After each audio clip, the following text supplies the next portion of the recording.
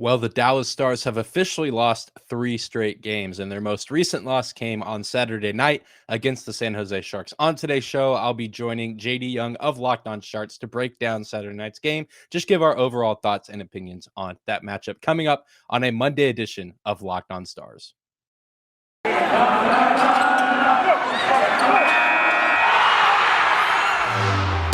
Your Locked On Stars, your daily podcast on the Dallas Stars. Part of the Locked On Podcast Network. Your team every day.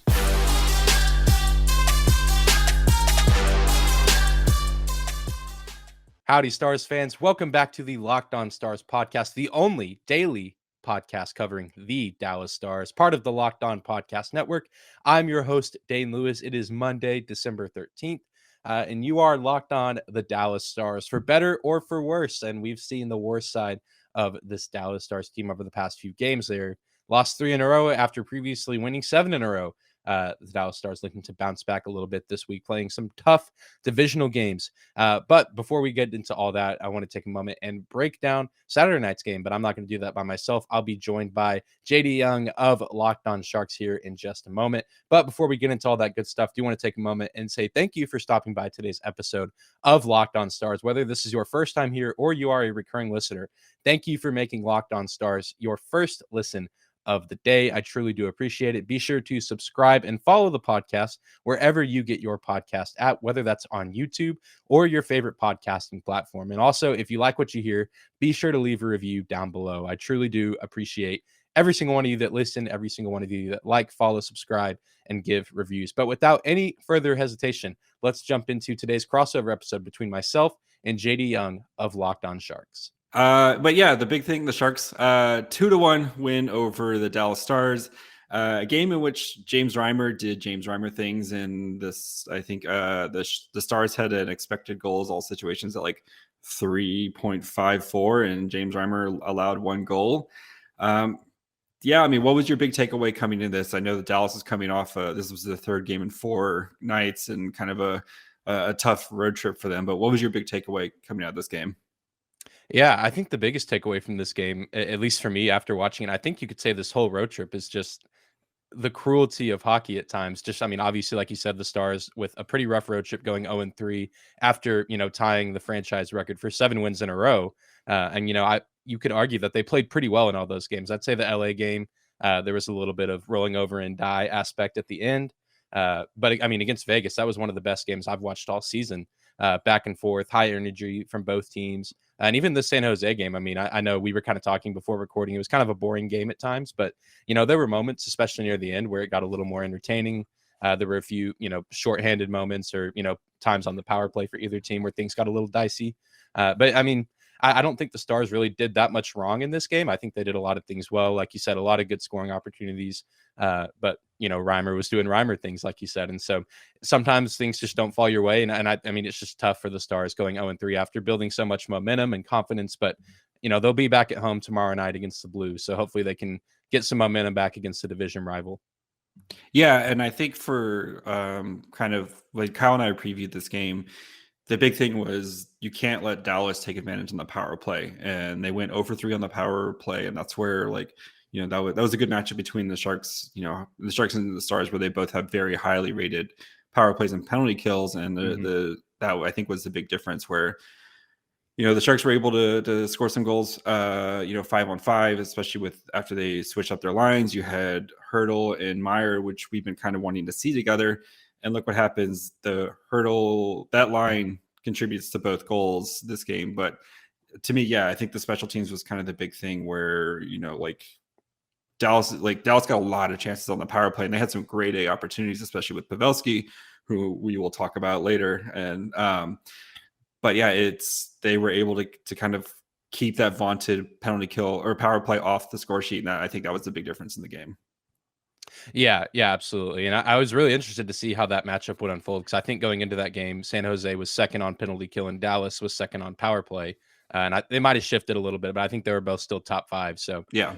definitely one of those cases where defense kind of gets the upper hand. But yeah, Dallas had some good looks. But obviously, San Jose is ranked where they are for a reason. So, and it had been a while since we had played a team with that good of a penalty kill. So I think that was probably good for the Stars to get, a taste of a team that can then challenge you on the man advantage a little bit. Because I think it had been a while since they'd faced a team quite like that.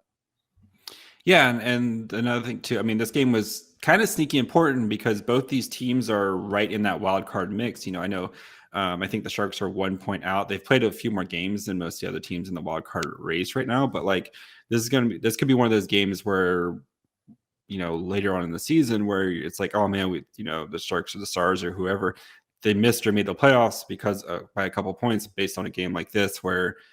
You know what I mean? The Sharks, I don't know. The Stars, I don't know what the Stars kind of expectations are going to this season, but like the Sharks have been kind of this like, will they, won't they, especially with like Hurdle going, there's a lot of rumors of Hurdle being available at the trade deadline and maybe, a bunch of other players and or if they might try to make another run with this core. But like, this is one of those games where if you win it and then all of a sudden, you have that kind of those 2 points that you banked against another potential, playoff caliber team. So like, what is the Stars' big thing this year? I know they had their cup run, a couple years ago in the bubble, but since then it feels like they haven't been the same team. Yeah, and I mean, last season was so weird. I know for several teams, but especially the Stars. I mean, they had so many guys that got injured on that cup run. Like Tyler Seguin was, playing with like basically just his upper body working. Ben Bishop was hurt. Anton Hudobin was going through. I mean, tons of guys. Alexander Radulov, and so I think this season was just kind of like regrouping and seeing if they could, try to run it back because the team's not too different. And if anything, you could argue they're better than they were when they were in that cup run because Jason Robertson wasn't on the team whenever they were in the bubble. And, obviously was a Calder finalist last season. He's added a lot of offense. And so I think, and especially kind of in, the midst of this 7-game win streak, the past few weeks, I think that the team and the fans were kind of like, okay, this is the team we were expecting because the Stars got off to a really, rough start to the season, had a lot of trouble finding some offensive identity, but now that top line of Hintz, Robertson, and Pavelski, they've really, shown up and showed out most games. The LA game and the San Jose game, somewhat excluded just because they were shut down by both those teams. But yeah, I think that's kind of what this team is going for, is just to regroup, and the hope is to at least make the playoffs. I think at this point, it's kind of impossible to think we're going to win the Central, just with how competitive it is. And even a team like Minnesota seems to be the cream of the crop of that group so far. But I think this is a team that if they can get into the postseason, then sky's the limits from there, because that's really all it takes for any team in hockey. You make the postseason, and then you just got to see what happens, because postseason hockey is very, very different than regular season hockey. Yeah, and especially Minnesota's playing really well, and Colorado is just kind of lurking, and you're expecting them to just take off at some point. I know right now they're scoring like 7 goals a game, but they have no goaltending. But yeah, I think the Sharks and the Stars are kind of in that same situation where they got some aging guys and they got some youth guys kind of helping to filter in. But it's like let's try to make the playoffs, and like you said, you never know what's going to happen. So. But what can happen? Help you save some money and get your TV together using DirecTV Stream. Does this sound familiar? You've got one device that lets you catch the game live. Another lets you stream your favorite shows. You're watching sports highlights on your phone. You've got your neighbor's best friends log in for the good stuff. Well, I want to tell you about a simple way to get all the entertainment you love without the hassle, and a great way to finally get your TV together. It's called DirecTV Stream.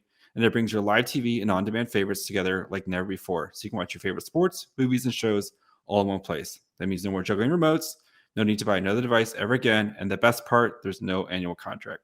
So get rid of the clutter and the confusion and get your TV together with DirecTV Stream. You can learn more at directtv.com. That's directtv.com. Compatible devices required. Content varies by package. Yeah, I think, like you said before, that the kind of the big thing for me was we talked about how, well, at least Kyle and I, when we previewed the show, was how Dallas kind of feels like a one-line team, right? That one-line team, it's a very good one line, that Pavelski line. But we kind of felt that the Sharks' middle six might have advantage here. And we saw that especially with the Hurdle, Meyer, Barabanov. They were kind of wrecking shop all night. And even that the Benino, Nieto, Cogliano, future or ex-Dallas star Cogliano, where you kind of felt like they were controlling a little bit of pace, and that, and they weren't getting the best looks all the time, but like you kind of felt like those guys were holding their own. Is that something you're worried about with Dallas, where like if they're going to make a run, do they need some more depth in that middle six there? Yeah, I think there's definitely an argument there because, and I think there's guys in that middle six that are really talented, and there's a lot of youth and promise. Denis Gurianov's a guy who's had, I think he played well. He had a lot of really good looks, in Saturday's game, but even on Thursday against LA, despite the shutout. But I mean, you look at guys kind of like Jamie Benn, who's there in the middle, Tyler Seguin, guys that have been staples of this team for so long, but are just kind of getting up there in age, don't quite play the same that they used to. Sagan's kind of found his footing a little bit as of late. He's been very, very streaky this season so far. He'll go on stretches where he's scoring, 3 goals in a row, like in a game or something like that. But yeah, I think that's just kind of where they're at. It's either like they have guys that are kind of shells of their former selves or guys that are still young and kind of in that developmental stage, like Gurianov or even like Jacob Peterson, who's a rookie this season. But I think clearly shown that he belongs on this NHL roster. Despite his youth, he's had some really tough goals go in, and a guy that I think the team likes having on. And then even guys like Luke Glendening and Michael Raffle, who were offseason acquisitions and free agency, they're good quality veteran guys that have good hockey IQ and play really well, but they're not necessarily going to stuff the stat sheet or be your best scoring option. But they can certainly make some good plays. So I'm curious to see if Dallas makes any moves as far as the trade deadline goes. Really, the only thing I'm hearing about us sending someone out is Anton Hudobin. And I've heard really just Buffalo is kind of the main rumor, but haven't heard too much from that. And I know at one point there was a rumor about John Klingberg potentially getting sent to Carolina. But talking with Jared at Locked On Hurricanes, he hadn't really heard too much on that other than that was just a circulating rumor. And so not, too much idea from at least Carolina who they would send to Dallas. So I'm curious to see if they choose to make any moves about kind of the middle of the lineup. Yeah. And first of all, I think Buffalo is trying to play 32 different goalies this year. I think that's their master plan, is to see how many goalies they can play. But yeah, it's kind of interesting because it's like Hurdle for, he's kind of the belle of the prize right now comes the trade deadline. And ever since they've started this home trip, he's been on absolute fire with his 6 goal in I think 3 games or 4 games or whatever. And it's just been especially after before that, where he was definitely going through a bit of a drought, and the coaching staff talked to him about his attitude and stuff like that. That Hurdle needs to have a bad attitude, but just like, hey, you're a leader on the team. You have to kind of, be a little bit more positive and stuff like that. And then since he's gotten home, he's been absolutely on fire. And then another guy too, who this year has found a definite resurgence, especially if you're a long time Sharks fan, Locked On Sharks fan, Kyle and I have been pumping the Erik Karlsson tires for a long time. And it's just nice to see where Erik Karlsson he's just back. And it's great to watch Erik Karlsson do Erik Karlsson things. Like, I know the Sharks the Stars have very exciting young defensive, like you said, but just watching Erik Karlsson out there just do Erik Karlsson things, it's great, right? Even as an opposing fan, it's great, right? I'm not the only one, right? Yeah, no, absolutely. I mean, that his goal last night, obviously, the kind of the dagger. I mean, obviously Dallas scored after, but Dallas being down more than 1 goal this season has proven quite deadly for the team. So yeah, definitely a guy that, was kind of fun to watch last night. The Sharks in general, I will admit, one of the, teams, even though it was a low scoring game, that I had, more fun watching, just because I feel like they were a team that I haven't seen that much. I mean, especially it felt like, with last season, it had been years since these two teams met up. So just not a team that I get to watch that often. But when I do, always kind of surprised just and taken off guard by some of the talent that I just didn't really know about. Yeah, and there are guys like Dahlin, who's a rookie, he's had a very long path to the NHL between, getting picked by Ottawa and Vancouver, both known for their excellent development process. But, him spending a couple years in Sweden and kind of refining his game, he's done a good job of, stepping into that top line with Couture, and you can see they definitely have some good chemistry. And I think Hurdle and the way Timo Meier's been playing this year, where he leads the team in goals, and this is the Timo Meier that we've been wanting to see, especially kind of from their cup run days, where he was like, oh man, this guy's gonna be a yearly 30, potentially 40 goal scorer, and then he's had a couple down years, but this is the Timo Meier that we've been waiting to see from the Sharks. And their middle six is okay. That third line's not too bad. I wish there was a little bit more scoring punch there, but I think there's a recipe for them where they can play good defense, and if James Reimer continues to play lights out the way he's been playing right now, they have a chance, I think, to make a good playoff, make a push for the playoffs and, really have to force the issue of what are we going to do with Tomas Hertl, I think, coming to the trade deadline, where it's not going to be like, well, do we just trade him and give up? Or like this team might actually have some grit and something special to it. So.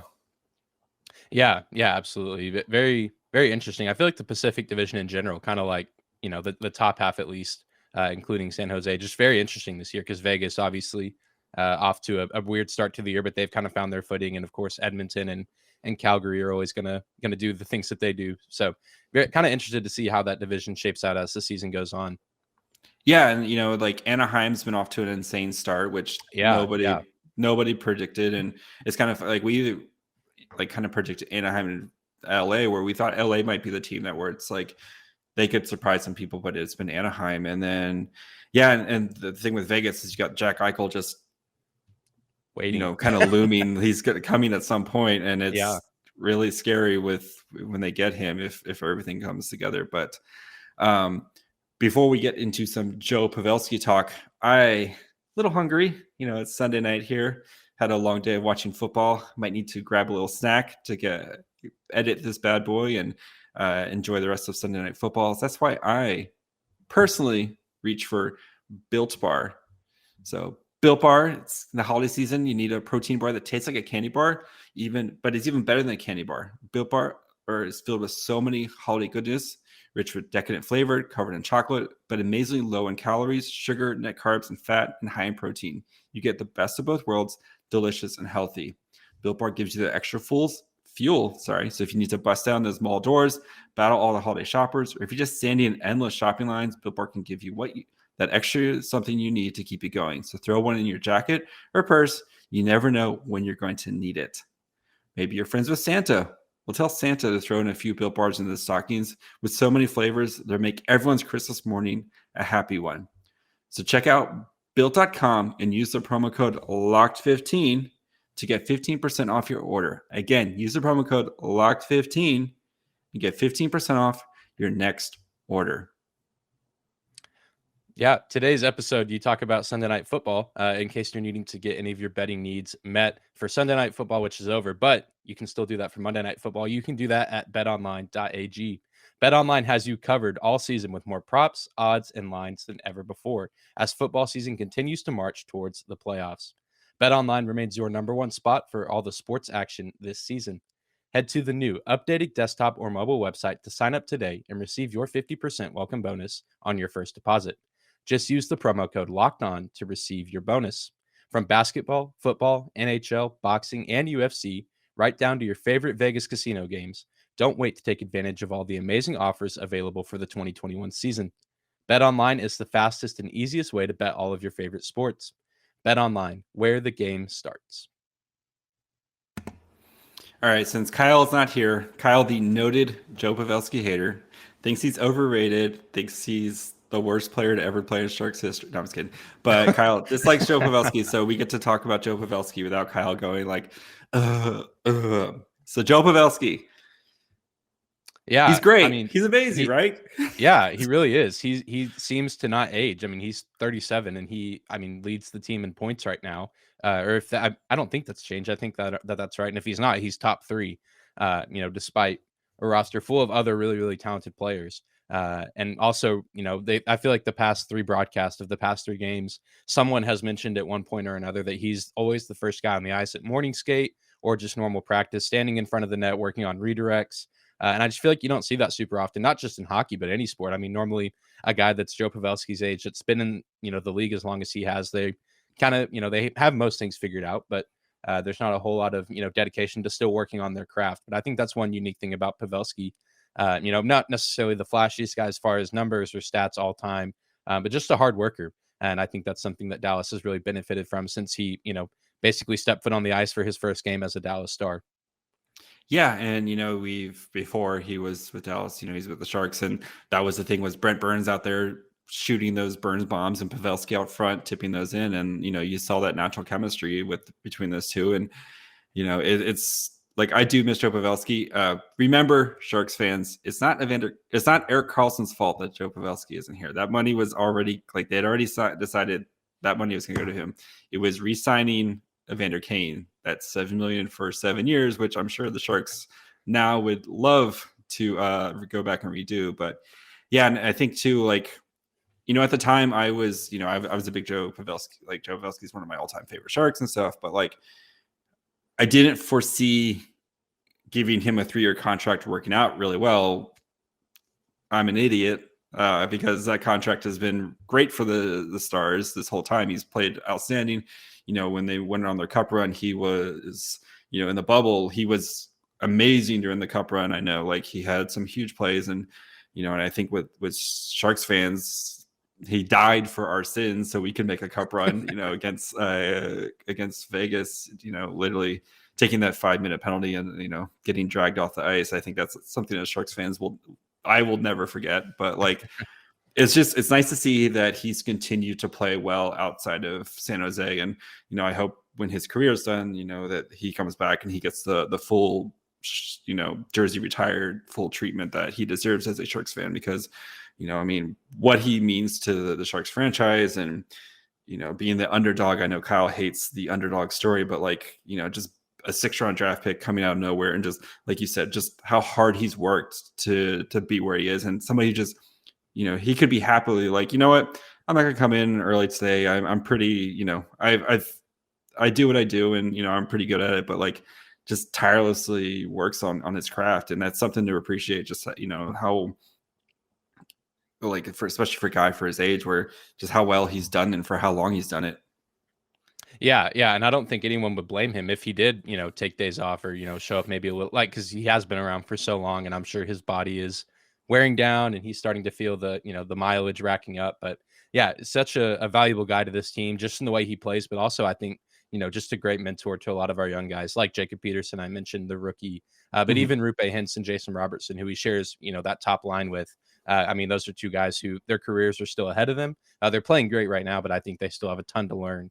And they could still, you know, develop and grow in their craft as well. And I think, you know, Joe Pavelski is a great guy to have in that role. I mean, they have other good veterans on the team, Jamie Benn, Tyler Seguin, good guys to learn from as well. But just, you know, another veteran that can be added to this team that, you know, if Dallas is, you know, able to make the playoffs, I tell my listeners all the time that, you know, that I think that Dallas has somewhat of a, not, I guess, mental advantage just with all the veterans that they have on this team, even like Ryan Suter, that acquisition in the offseason. I mean, these are just guys that have been in the league a long time and, you know, have seen a thing or two. And like we said earlier, the playoffs are just a whole different beast. And I think, you know, having veteran guys like this on the team certainly go a long way in just, you know, helping get through the grind of those games. Yeah, and I mean, I think that's where the Sharks and the Stars, they have that very similar DNA, where it's like, you know, you have the Sharks, they have their Coutures, their Burns, their Hurdles, these guys, you know, their Carlsons, these guys who've played a lot of big time, you know, meaningful games in the playoffs. And, you know, there's something to say though, you know, especially when, you know, like the Wild, who've very talented, very deep team, but like, you know, they how many one and done seasons have we seen from the Wild? A lot, you know. And it's like Colorado, how many times have they gotten past the second round, where it's like, you know, sometimes just having that chemistry and these guys who've been there and done that, it can make up for that lack of talent, especially in a 7-game series where sometimes it's just a lucky bounce or lucky, you know, one guy's in the right place at the right time to score a goal. So that literally happened to Colorado in the Stars Cup run. I mean, game 7, Joel Kiviranta scores a hat trick in that game, and I mean, no disrespect to Kiviranta, but he hasn't done too much since. Nobody's heard of but he's forever a legend in Dallas, Texas, because of that game 7. Barclay Goodrow scoring in overtime against Vegas. You know, Barclay Goodrow will never ever have to buy a drink in San Jose ever again, because so. Dane, this was a lot of fun. Tell the people, where can they find you, where they listen to you, all that fun stuff. Yeah, Locked On Stars is on your favorite podcasting platform as well as on YouTube. Just crossed 100 subscribers on there last week. Congrats, super buddy. cool. Yeah, yes. I appreciate that. We just started about 2 months ago on there, so love the growth over there. But we're, you know, on those places you can find me personally on Twitter, just at Dane_Lewis, and of course the Locked On Stars account, just at Locked On Stars. And of course, you can always find the Locked On Sharks on Twitter, Facebook, Instagram at Locked On Sharks, where we post all of our stuff there. You can subscribe wherever you get your podcasts, Stitcher, iTunes. We're pressing records here soon. So, get your vinyls of previous Locked On Sharks episodes. You can find me at my fry hole. Kyle is at Kyle Demetrius. And we'll be back tomorrow to preview the Kraken game, which should be fun. So, Dane, as always, thanks for coming on and hanging out with me on your Sunday night. So, yeah, absolutely. Thanks, JD. I had a great time. Have a good night. All right. And we'll catch you guys tomorrow. Goodbye, friends. Well, I hope you guys enjoyed today's crossover episode between myself and JD Young of Locked On San Jose Sharks. I know I always enjoy the crossovers I get to do with other hosts here at the Locked On Podcast Network. Some of the nicest people you'll ever meet. So, JD, thank you. Locked On San Jose Sharks, thank you guys. Hopefully, we will get to collaborate with them down the road when these two teams match up later in the future. But I do want to take a moment and say thank you again for making Locked On Stars your first listen of the day. Now go make your second listen of the day Locked On Bets, your daily one-stop shop for all of your gambling needs. Locked On Bets, hosted by your boy Q with expert analysis and insight from Lee Sterling. Be sure to subscribe and follow the Locked On Stars podcast wherever you get your podcast at, whether that's on YouTube or your favorite podcasting platform. Also, be sure to leave a review if you like what you hear. You can follow me on Twitter at Dane_Lewis. I do believe I just crossed 500 followers on Twitter on my personal account. So thank you guys for that. You can also find the show on Twitter at Locked On Stars. And that's all the places that you can find me on socials. And we will be right back here tomorrow to preview the Dallas Stars matchup with the St. Louis Blues at home. Always a fun time when the Stars and Blues get together. So you're not going to want to miss out on the preview. You're going to want to get dialed in for a big division matchup for the Dallas Stars to get back on track and to get back to their winning ways. So we will see you back here tomorrow. Have a great day, Stars fans.